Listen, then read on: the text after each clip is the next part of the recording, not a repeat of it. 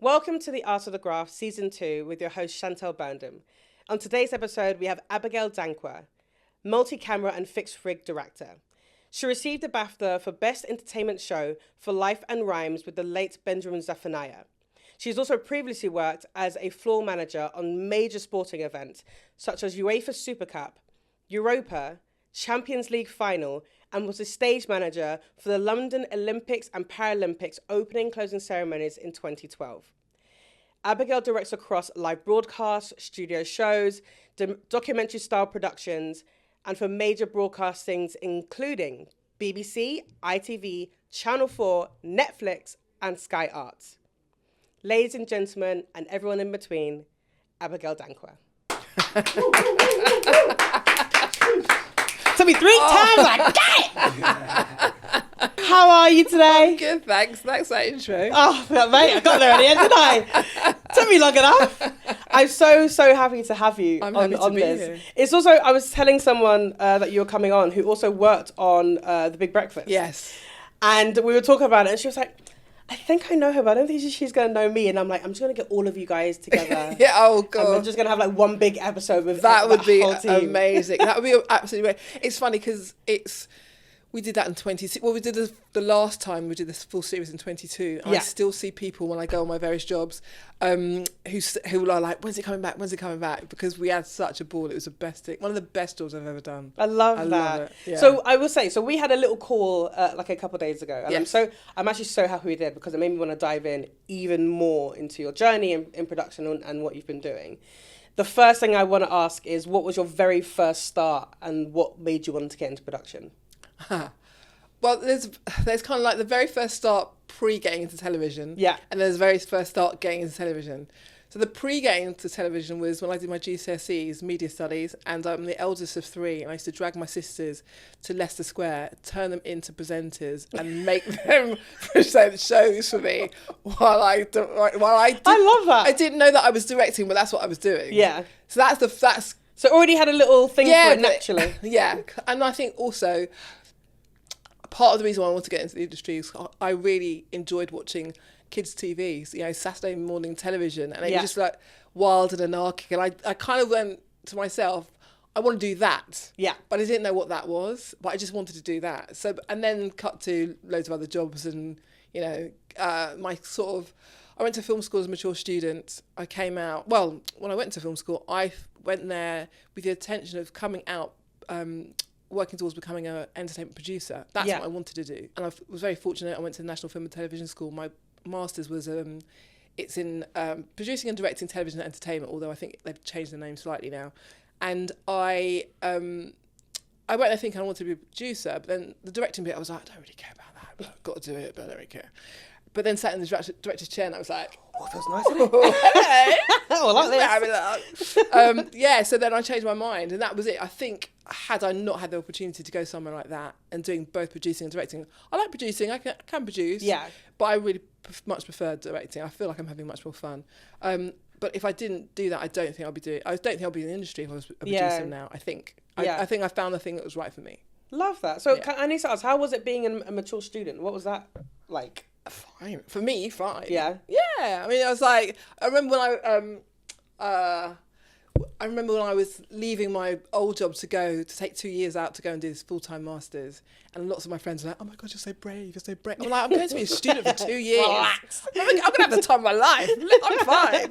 But yeah, so it was great fun. I really enjoyed it. Yeah. Yeah. Did you feel like, even though, because your class was quite small, wasn't it? Yeah, there was only 6 of us in our class and in our year. The classes are very small. Yeah. It's changed slightly. I think they're up to 10, but yeah. Yeah. Was there like a different age group? Was it quite varied, or was it? It was quite varied. Yeah. Yes, it was quite varied. Most of the people had come straight out of university. Yeah, but actually, I think I was the only one. No, there were 2 of us who had worked before. Yeah. Most have come out. Yeah. Nice. What was your very first job in production? My very first job. It happened when I was at film school. We got taken to Lausanne in Switzerland to help on the Rose d'Or, and one of the jobs I was given was to help with the director on the award ceremony. Mm-hmm. So I was the director's assistant. So that was probably the first thing. But I didn't get paid for it as part of the course. But that was the first real world experience outside of being in the studio. Yeah. How was that? It was great fun. I met this guy called Harry. He was really helpful. We had a really good relationship. I mean, we were there for the setup. So we helped set up the festival, which is like 10 days before. I keep want to say 10 days. I might be completely wrong. But there was a setup before the actual award ceremony. The award ceremony was over 2 days because we had a rehearsal. We were rehearsing and doing a dress rehearsal and then shooting it on the next day. And so I had to really gel with this Swiss German guy that I'd never met before very quickly. And we were doing it at this massive theatre in Luzerne. And the production gallery was up in the gods. And it's a huge auditorium with a stage. And so my job was basically when things were happening, I had to take the notes of when things went wrong in the rehearsals. Right, okay. So I would give him the details and then he would then go and tell the production crew. And so, we used to walk from, it was like 6 or 7 flights. Oof. Every time. So I was there with my pad going, 6 was 2, the lights came out too late, 6 was 3, the presenter should have been on his mark sooner. Just doing all these notes. And as we were going down, I would give him the notes. And then he would go one way and then I would go another. He would go onto the stage and then address all the production crew and tell them what to do. Mm-hmm. And I would just sit in the front with all the production crew, just listening to him. And then we did a rehearsal. It was either the rehearsal or the dress rehearsal. Again, we were coming down and I was giving him the notes. And then he said, Abigail, you got to stop. I was like, I haven't finished. And he goes, but I'm about to walk into the men's loo. I was so into it. I didn't realise that I was following him into the loo. And he was like, I think you're going over above board. Not loud in here. He's coming here. But then he came out and I finished off giving him the notes. And then he said... Did you wait outside the toilet? I wait. Of course I went outside the toilet for him. We walked out, got down to just before the stage, the doors before the stage, and he goes, you do it. And I'm like, what do you mean? What? It just didn't occur to me. He's like, you do it. I said, what are you talking about? He goes, you go and address the production crew as if you're the director. And I went, what? What? He goes, but you've been doing it across the a day and a half, 2 days. Yeah. You know everything. You've been giving me the notes. So you do it. So I had to walk onto the stage by myself. Addressing, because we had the crew were in the front rows of the audience seating, because it's just the easiest way to do it. And he said, so I had to go out there on the stage on my own and address my 5 fellow students, and there were some students from LIPA, a theatre school from Liverpool, and then this God knows how many strong, 50 strong, Swiss German production crew, with burly 20-year veterans of TV, and I'm like, my Swiss German is not that great. So was just telling them in my going, lighting director, your lights need to come up earlier. Do you know what I mean? It's just a weird I can just imagine the face of exactly. Do you know what I mean? But it was great, and just to be afforded that experience was amazing. And it was and Harry was really one of the people who really helped start my career. It's funny because after we finished, we had the wrap party when we finished the awards, and I was there with all the HODs, and Harry said to me, so what do you want to do when you graduate? And I went, I want your job. Like this. And we stayed in touch, and I ended up working with him. That's incredible. Yeah, because he also he was a director on he works a lot with UEFA, basically, on their opening ceremonies. And so I can't remember exactly when that Luzerne thing happens, but a couple of months after, he emailed to say, I'm pitching to do the Champions League finals, which is coming to Wembley. Yeah. And if I get it, I want you to be my assistant. And I was like, one part of my brain's going, I have no idea what this means. And the other part was like, yeah, I'm going to do it. Yeah. So I sent him an email back saying, yes, I may the force be with you. I have no idea why I said that, but I did. I'm a weirdo. I'm fine. I'm fine with it. You know what? We all have a weirdo. It's more fun that way. Yeah, exactly. And then 3 or 4 days later, he emailed back saying, Abigail, the force is with us. We're going to Wembley. So I went to Wembley and worked there for 10 days on the Champions League final. That's so cool. Ask me who's playing. Who is playing, Abigail? I don't know. I'm really rubbish. As soon as I finish a job or do anything, I have no idea. I want to say it was like Real Madrid, Manchester United. I'm waiting. I guarantee one person in the comments is going to be like, actually. Yeah, exactly. Actually, Abigail. Yeah, exactly. I can't remember. All I know is I had the time of my life, and I had a pass that let me go anywhere in the stadium except for the changing rooms.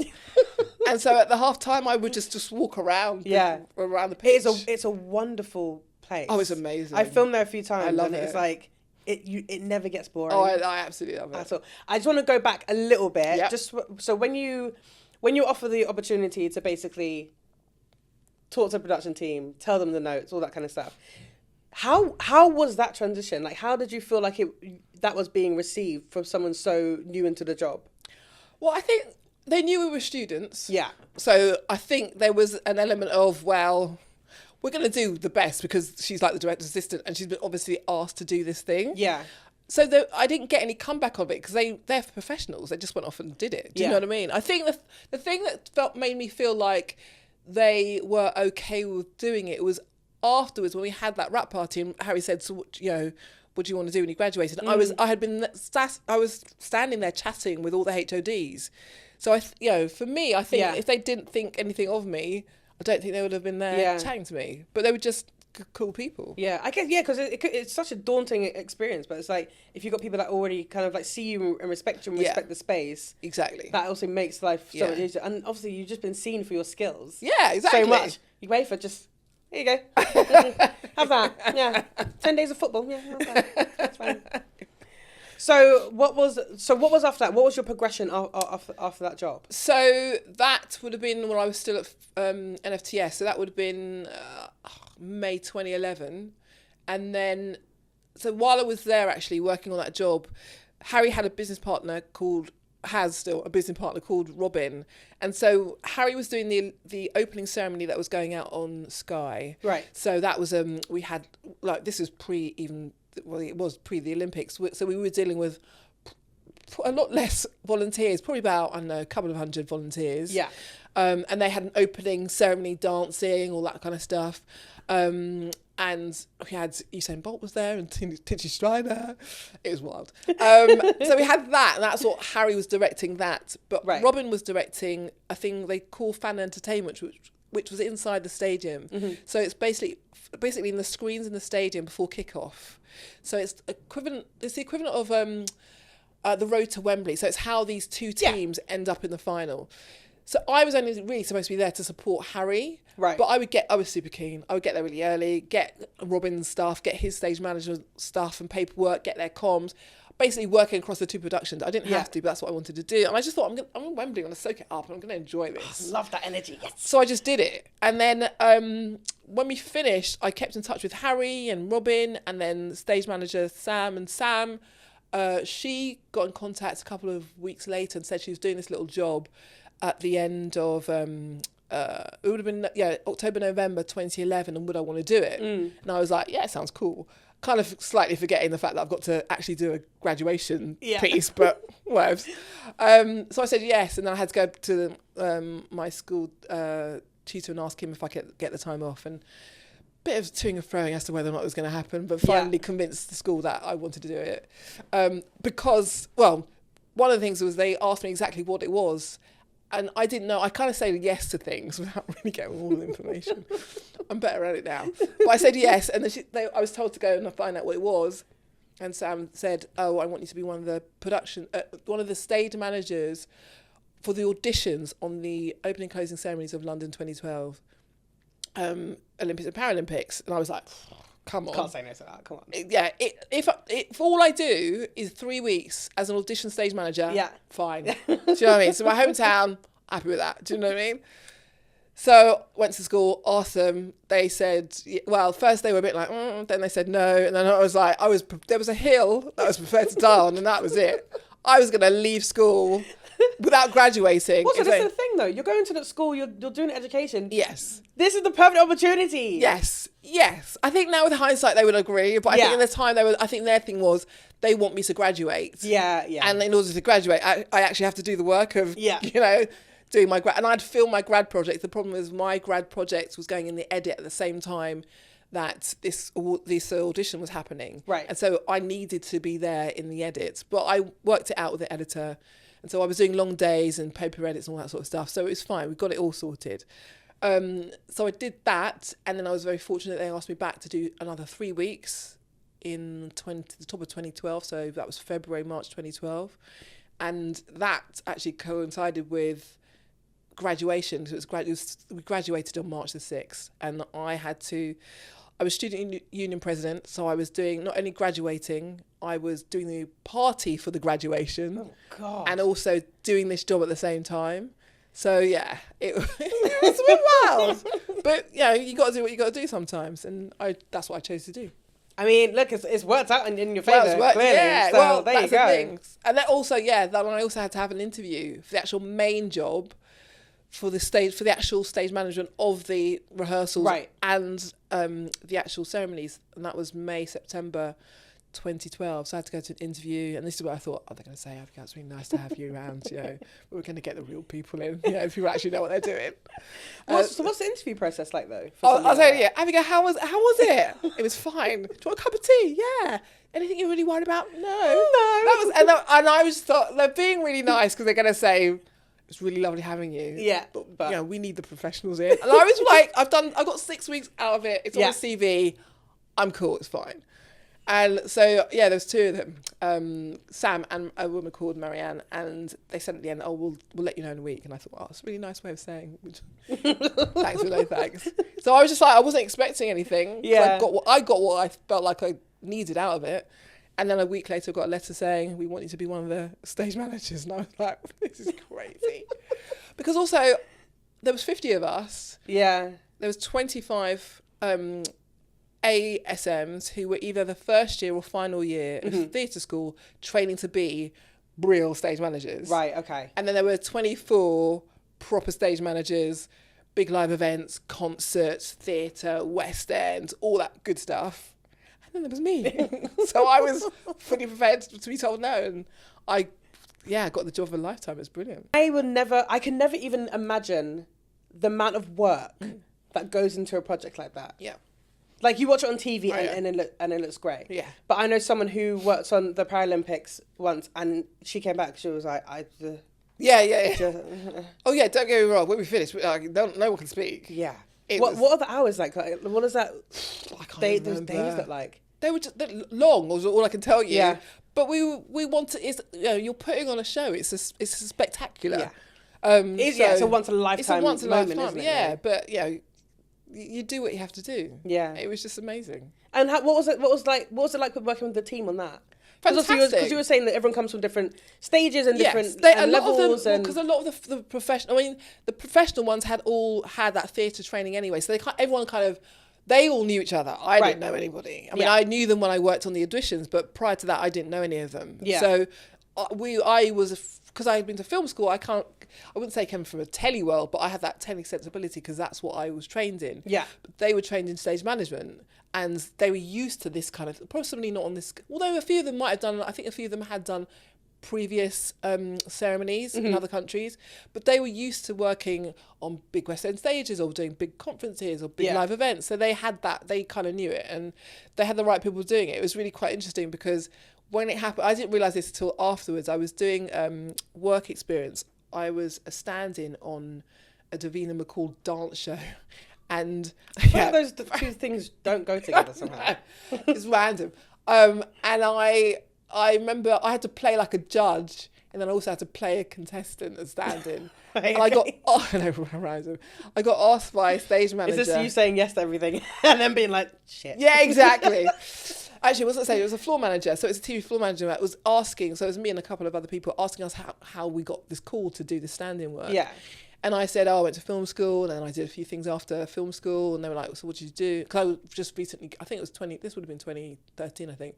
I said, I graduated last year, and they were asking me, what have I done? And I said, I worked on the Olympics, and they were like, what did you do on the Olympics? So I went to the Olympics, I was like, what did you do? I said, and then this guy said, I think he said I did I don't know, the rifles, or I don't know, they did something, right, to do with the sports rather than. And he was like, so what did you do? And I was like, I'm a stage manager. He was like, stage manager? What do you mean? I said, on the opening closing ceremonies, Olympics and Paralympics. And he went, you were a stage manager. And I went, yeah. He went, you just graduated. I went, yeah. And he goes, do you know how many floor managers in London wanted that gig? I was like, I'm sorry. But the weird thing was, I had been trying to be a floor manager and couldn't get anything. Oh, really? Yeah. Couldn't get any. Most of my work came from people not directly related to television, right, or a Swiss German bloke. Do you know what I mean? I've got a lot to. I thank Harry for a lot of things, because I worked after doing that Champions League final. I worked with him on Champions League finals, Europa Cup final, Super Cup final for about 6 years. Couldn't get arrested in this country. It feels like, yeah, like everything kind of like fell into place as it should have. Yeah. And actually worked out really well. Would you say that was like one of your favourite jobs to do? Like just in general, just being a floor manager? As a floor manager, yes. Yeah, definitely. Easy. Well, yeah, well, I separate them. So like that was a stage managing job working in the Olympics and Paralympics. Then the floor managing, that was most of my floor managing has been on Champions League finals or Europa Cup finals. So those UEFA Cup finals. Any of those were great. I mean, I bounced around Europe, went to Cardiff, I went to Berlin, went to Macedonia. Sorry, I love that you start with Cardiff first. And then Berlin, and then Macedonia. Listen, there is nothing wrong with the Millennium Stadium, all right? Don't knock it. I love Cardiff. It's great. But maybe start in Macedonia first. Like if someone wanted to get into that role and know a bit more in depth from someone who's actually done it to a high standard as well. Like what? It depends on the job. Mm-hmm. Do you know what I mean? Because sometimes if it's a big thing, there might be a floor manager and then lots of assistants, and some of the assistants might be looking after the talent, some might be looking after the contributors or the contestants. So it kind of depends. But you would essentially depend. Like for instance, if I direct Have I Got News for You? We do that at Riverside Studios. I will walk in at about 2:30 in the afternoon because they're still writing the show and all that kind of stuff. The floor manager will be talking to. At one point, we'll get the scripts that they'll be distributed to the different departments. If there's any what we call business, like there's props or anything like that, we'll have a talk about whether they need to be put in a particular place. Mm-hmm. He will make sure that all the talent are going to the dressing rooms and they're in and out of hair and makeup and costume. Working with the host, making sure that they're settled because we have different hosts every year. We have different hosts every week.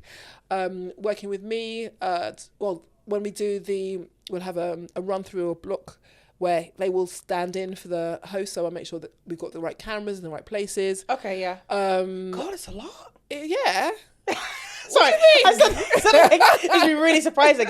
No, but I mean, like, but this is what I mean. Like, they're my eyes and ears because I don't. There might be some times when I need to get them to do something for me on the floor. So if I don't, I need one person who's the conduit between me and the floor. So I talk to that person. And yeah, there are more women doing it, but invariably I have worked mostly with men. But yeah, I will. If I need anything done particularly, or if I'm trying to get hold of someone, I'll speak to them. Yeah. That's basically they are my eyes and ears. Yeah, God, yeah, it's a lot. Like again, it's because I've worked as a production manager for only 2 years, so I'm still like, I will still tell people that I'm new to this industry, but you know, I'm like lightly seasoned. I'm getting there. Yes. But yeah, like I said, like we were talking about having a floor manager, and I was like, I don't even know what that role looks like. Yeah. And then you have certain conversations with people, but again, it's like understanding it in more depth. But it does take a certain person to be able to handle all those in the same departments, exactly. And then how much they all interlink and then aligns, and then you got to bring kind of everything together. Yeah. It's a lot because I love being a production manager, but God knows I did not realize it was this much. Yes. Not all the time. Yeah. But just on certain shoots. Yes, I would exactly. say. Yeah. Okay, so let's talk about your sort of like diversion from that into multi-rig. Multicam. Fixed rig. Yeah. Multicam and fixed rig, yes, directing. So how did you divert your career into getting into that? Well, I obviously was trying to wanting to be a multi-camera director straight out of the gate from film school, but knowing that was never going to happen because, you know, I'm green. It's very expensive to switch on the lights in the studio. So they're not going to give it to everybody. And they're not going to give it to someone who's just graduated, which is fine. I mean, like, also, you never know because the way you were getting jobs at the start, you could have just been like, sorry, I want to be a director. Happens. I wish. I did a lot of shadowing. So, because I just thought I wanted to be in the environment, so I did a lot of shadowing. My thing was just get in the environment as quick as possible. That's what I wanted to do. So I did a lot of shadowing. Yeah. This is the reason why I ended up being a stand-in, was because I just wanted to be in the studio and learn and watch and all that kind of stuff. What did I do? Oh, so I don't really count it as my first directing, but I shadowed and directed on Tipping Point and Pointless. But I don't cast them because I think that was so shit. Is that your opinion of what you've been told? I was never told it. Right. Sometimes you don't need to be told. Sometimes, you know what I mean. Well, so one of the people I shadowed, he actually recorded me directing, because it's a weird thing when you're directing for the first time, because everyone is listening to you. Yeah. But it's in a different way of, like, you're listening to me now. Yeah. But when you're in a gallery, you know that all the sound people are listening, or everyone's listening for you to direct, because, funny enough, you're the director. Do you know what I mean? And I don't know, my brain, I was just like, camera 4, like shouting. But in my head, I'm like, camera 2, can you do this? Camera 3, can you do this? Camera 4. And everyone's like, why is she shouting? She's really I loud. know. I thought I was like, hello, yeah, hi. It's like, camera 4, can you get close up? Camera 4, can you do it? And so that's what I did. I didn't know. So he was doing the right thing. So he recorded me doing it, and then just said, so you know Abigail, what you're like. You just listen to this. And I was like, do you not fair enough? He said, like, when you get home, when you got spare time, a few minutes, just listen to this. And I was like, I switched. I was like, God, what is this? So loud. Were you ever annoyed that he did that? I was, because it just kind of burns your ego a little bit. Do you know what I mean? Fair. Especially when you're thinking you're doing a really good job. Yeah, no, it was with hindsight, it was a great thing. Like, I always ask not so much now, but even very early on in my career as a director, I always ask for feedback. Yeah. Because, and also, I would ask a lot of people, because people would go to me, oh, Abigail, you're doing really good, you're doing really well. And I'm like, that's not what I want to hear. Yeah. I want you to tell me when I'm doing things wrong. Do you know what I mean? Or I could get better at. Where can I grow? Yeah. As much as that was great, I kind of classed, when I did Big Brother, as a gallery director. So it's a fixed rig show. What years did you do that? I did it, I want to say, I did it in 2016, 17. 2016, I think it was. I think that was the year, that was the UK USA one. I did it. If you've ever seen David's Dead. Yes! I did that one! I honestly think that was maybe the last one I watched. If you know, you know. David's Dead. One of the most iconic pieces of TV ever. I'm in the space with a celebrity. That clip still comes up. Oh, it's brilliant. On my TikTok all the time. Genius. You couldn't. By far one of the, also, like, I love that show, but I never really got into it. I didn't really understand it before. Right. And then me and my friends started watching, and I was like, I'll never sleep again. That's absolutely fine. How was that? How was Big Brother? I spoke to a mentor about trying to become a multi-camera director, but I couldn't see like a natural path in, because all the normal routes had gone. Like, BBC used to do training courses, ITV Granada used to do training courses, MTV used to have studios. So MTV studios, when they had studios, that's where the last big tranche of multi-camera directors came out of. Okay. So it wasn't like a easily definable path. So I spoke to my mentor and said, I want to become a multi-camera director. What do I have to do? And they were like, I don't know. But I think they were being honest. Yeah. And to their credit, they were like, but we'll work it out. And they did. So they met someone who worked at Endemol, and that person told my mentor to get me to send my CV to them. So I did. And then they said, send it all over here, there and everywhere, literally pebble dashing Endemol with my CV. didn't know half the people I was sending it to, but I was just doing what I was told. And then it landed on the series director's desk for Big Brother. And I got called in for a meeting. And I just thought, I'm just going to have, when everyone goes, have a chat. Yeah. A TV chat. So I thought I was just going for a chat.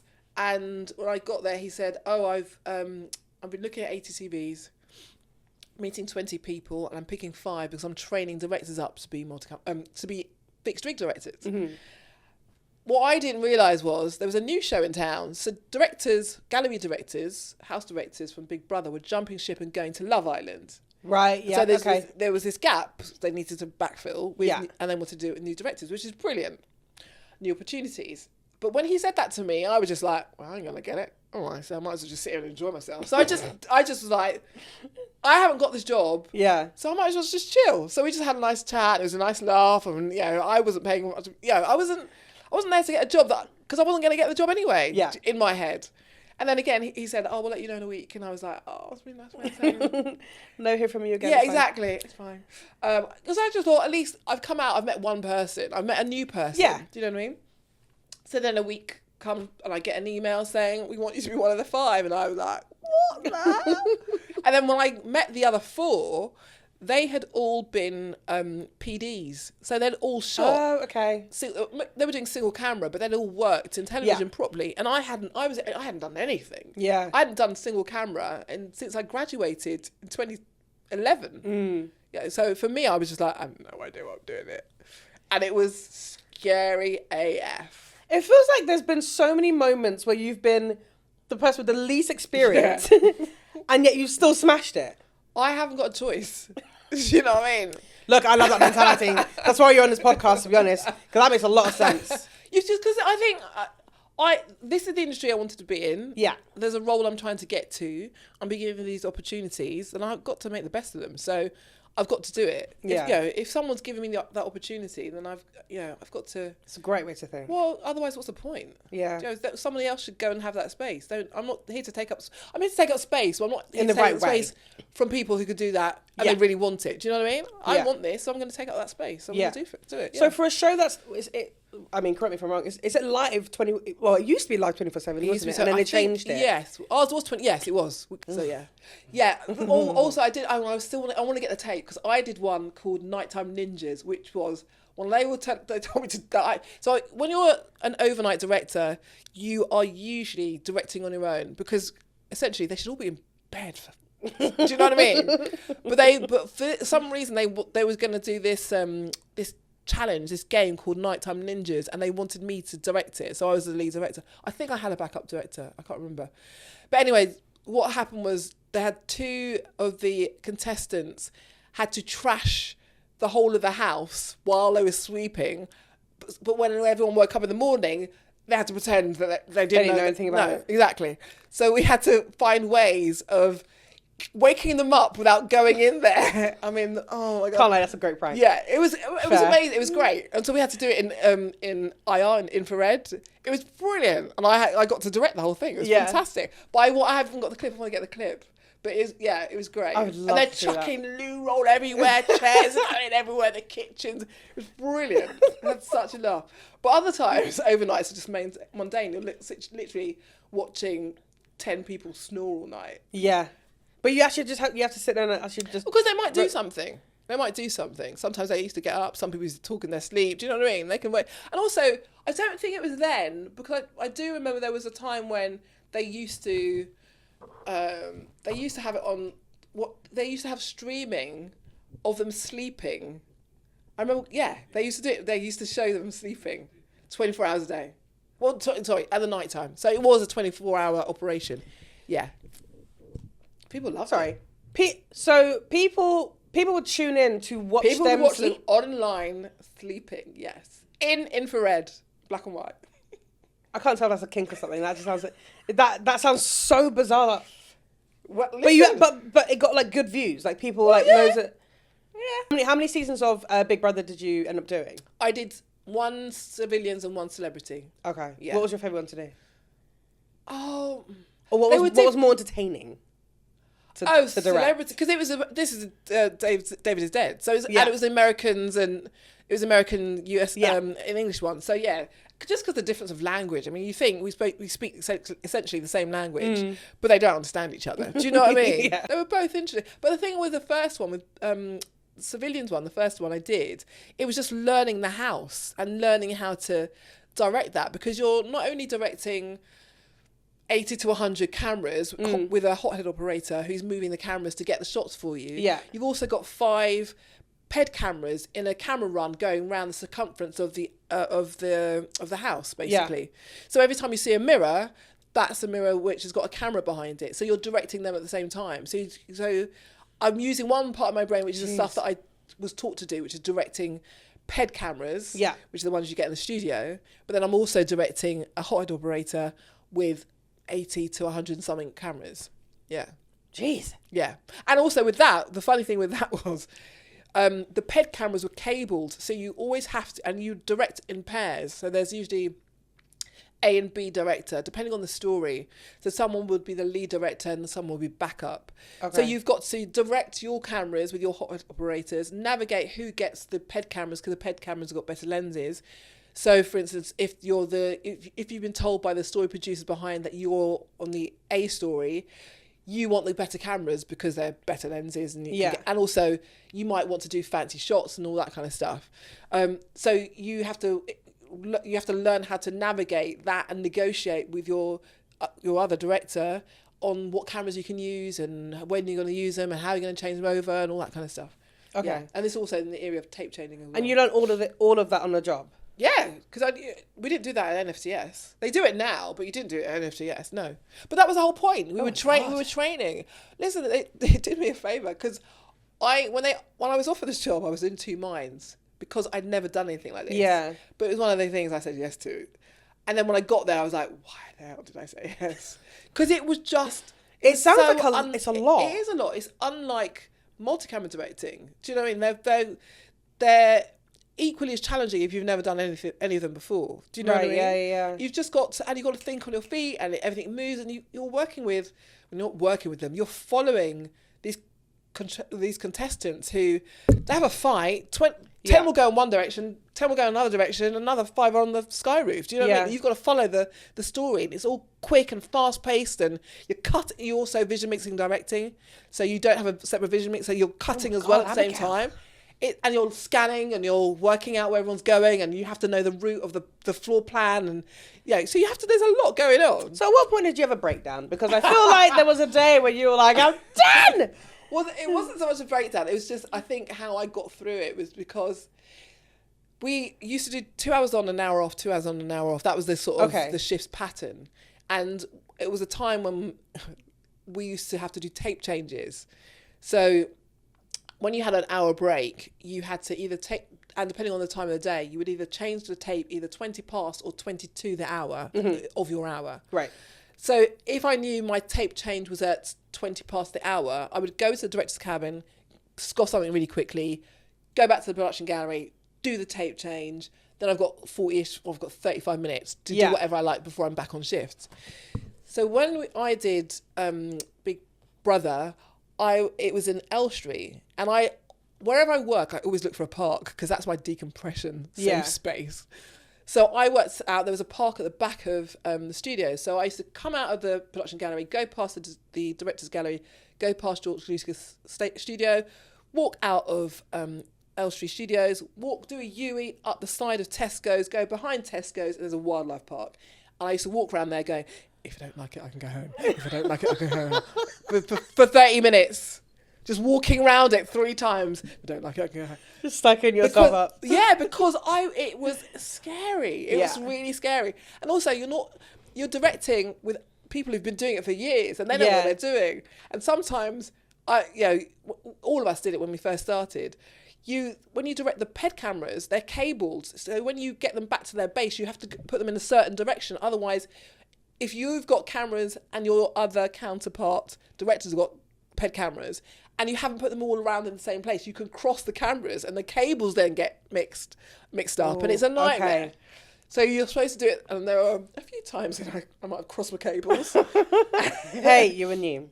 You were new to the role. We knew, yeah. Fair enough. We all did it. But you enjoyed it. Yeah. Yeah. Yeah, because I enjoyed it, and they obviously thought something, because they asked me back to do it. So I came back to do Celebrity. So, yeah. But I think after I did Celebrity Big Brother, bearing in mind, that was the only directing job I did that year. And then the following year, I did 24 Hours in A&E. Oh, yeah. Which was, it's Figs Wig Show. Yeah. The content's slightly different. It's more documentary, but it's the same technology. Same.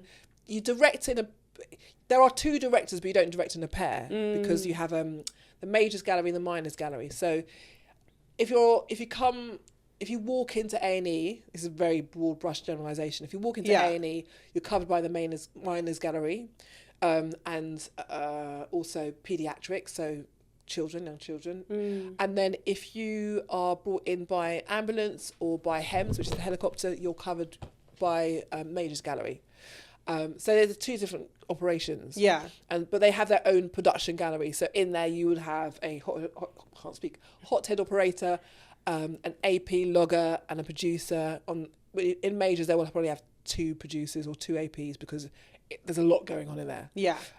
So yeah, the funny thing with that was, because I had done Big Brother, when I got to, I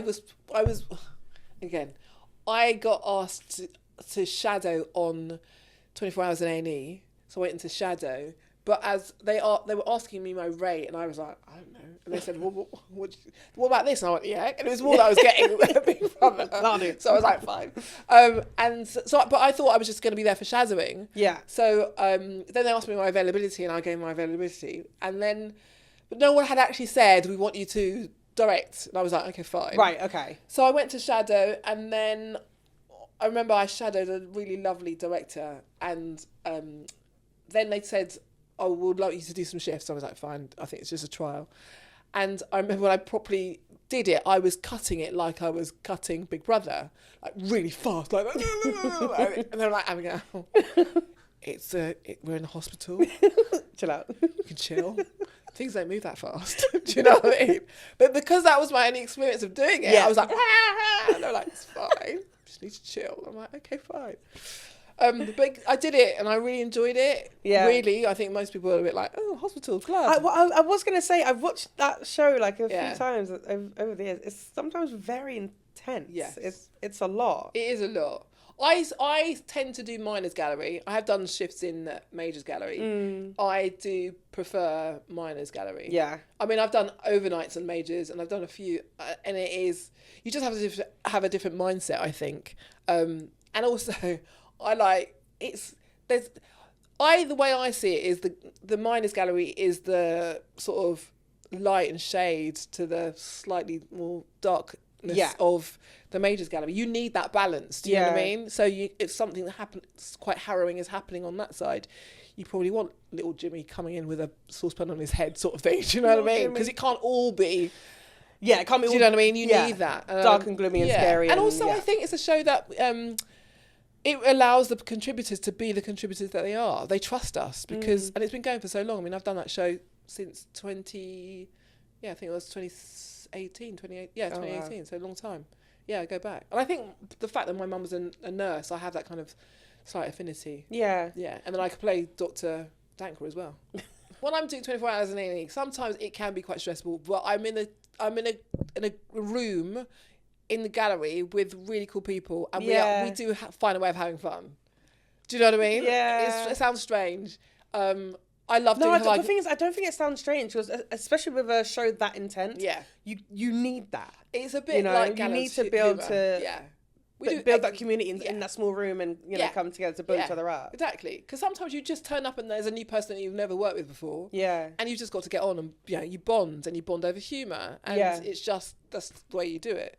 But shows that I've really Big Breakfast will always have my heart. Yeah, that was just amazing. I heard that show was great, but it's also it was chaos. Oh yeah, that's the point. It was chaos. I'm talking to the person who does great in chaos, so yeah, fair enough. I love chaos. I thrive in chaos. Yeah, it was chaos, but it's supposed to be chaos. It's controlled chaos. Yeah. Yeah, it's good fun. I think chaos. I think people can sort of misconstrue it and make it feel quite have a negative connotation. I think it was just enhanced, I don't know, enjoyment. Do you know what I mean? It was just a high vibe. We just decided to do stuff and we just do it. It was just, I don't know, it's just crazy, but great fun. And it was the first time I did a live show. Like the first one, we did the pilot in 2021, and then we did the 4-ep series in 22. And I remember when I had to have one of the meetings when I think they were just sounding out people who they wanted to, potentially direct the show. And I had a chat with the exec producer, Lima Nichols, who was the creative director of Lifted North. And we were, because this was in the pandemic as well, so we're at home. Yeah. And we had a Zoom, and I remember him asking me if I thought I could do the job. And I went, like that, really hard bitch, just trying to convince myself. Again, Abigail, one more time. And I kind of did, it was great to be asked, you know what I mean? I just thought, I've never done a live. Who's going to give a brand new person a 2-hour live show? Not me. And then I got it and I was like, this is crazy. But the real important point for me on that show was, especially when people talk about risk in this, this era of being in the industry, being risk averse, and even more so now, what they did, I was grateful, and I will always be eternally grateful for, is that they mitigated the risk of having someone like me who had never done a live show before like that, and anything of that magnitude, like that was a big show for me. They allowed me to pick my team and have people around me who were veterans. They had done that kind of stuff before. Yeah. So I had people that I could go to and ask, and if ever anything was, and then also I started from the very beginning. So I was in from like when we did the first one at the Old Ford Look, which is where the original show was, and then when we did the 4-ep series, we went out scouting for new houses, and we found an amazing place in Potter's Bar, and I was there from the very beginning. So I lived in White City at the time, so I was always in the production office at ITV. I was involved with all the aspects of it, interiors, being over the interiors and the wallpaper, and all of that sort of stuff. So I was embedded in it from the very beginning. You don't always get that opportunity, unfortunately, as a director now. It used to be the case. Less so now. Yeah. But they gave me that opportunity, and they did everything to make it work for me so I can make it work for them. Yeah, having a more in-depth experience. Yeah, but also they listen, at the end of the day, they're not stupid. They've got to put a show on, and they don't want critics, people in the comments going, although there will be people going, but they want to make sure they're delivering on a show. And so they have to they might have picked someone who was inexperienced, but they knew they had lots of people who had a lot of experience around me. Do you know what I mean? Who could help me out, and it was great. No, I love that. I mean, it does sound like you have like such good support, and I think this is something that still needs to get pushed and highlighted in kind of like any department. And I think it's where as a production manager, you have to be someone's support, but it's also remembering for every department how important that is. And having those conversations and checking in your team and checking that everyone is okay with all the jobs you're doing. Because again, like the way you've started out and been able to grasp onto each experience, grasp the skills and the tech and grow from that. There's not like, you're a freaking unicorn. Like there's not many people like you and also have the mindset that you do to just keep going. Yeah. And to, never done this before, I'm going to give it a go. If I fuck it up, at least someone's going to tell me, or I at least know myself that this may not be the right role for me or the right job, and all that kind of stuff. And again, it's nice that you've had those people in your various jobs to say, this is where you need to, this is where you've done like wrong or you've done great, and giving you your graces, but also you've given yourself that grace. Yeah. Which is really important. I don't think people do that enough in general. Yeah. Like I haven't always got it right though. Huh? I haven't always got it right. No, but again, you're so honest about it. Yeah. And I don't think that's something to be scared about. Yeah. Like fucking up and making mistakes is always going to happen. Yeah. But knowing that you can still trust yourself to learn and do better, or at least have a community to be like, I need help. Yeah. Definitely. I need support here. Yeah. It's it's that. So I need to ask, what are you working on right now? What is getting the next job? It's January. Sorry. That really caught me off guard. I was going to say, so what's next for 2026? I'm going to skip that goddamn question. Who knows? Another question then. When it comes to finding new work, what are your resources? How does that work for you? It's funny because people go, so who's your agent? I'm like, you're looking at her.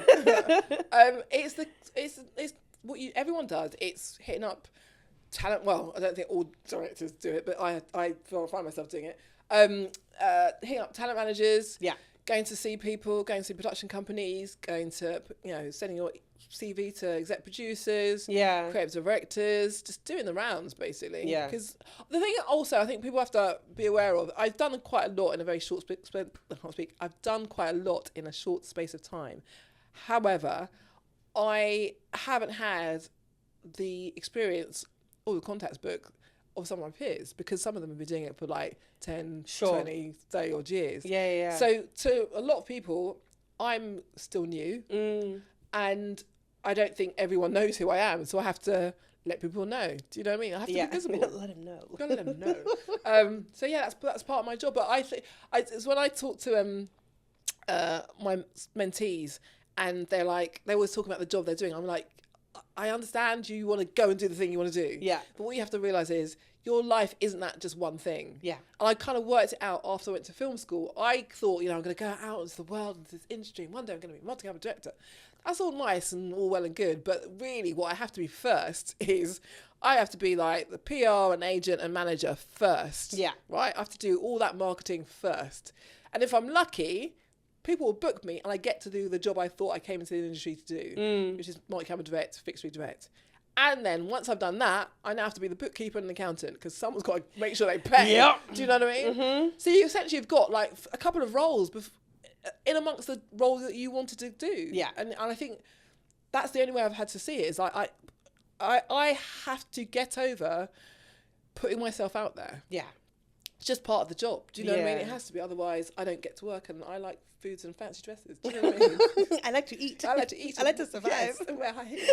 Do you know what I mean?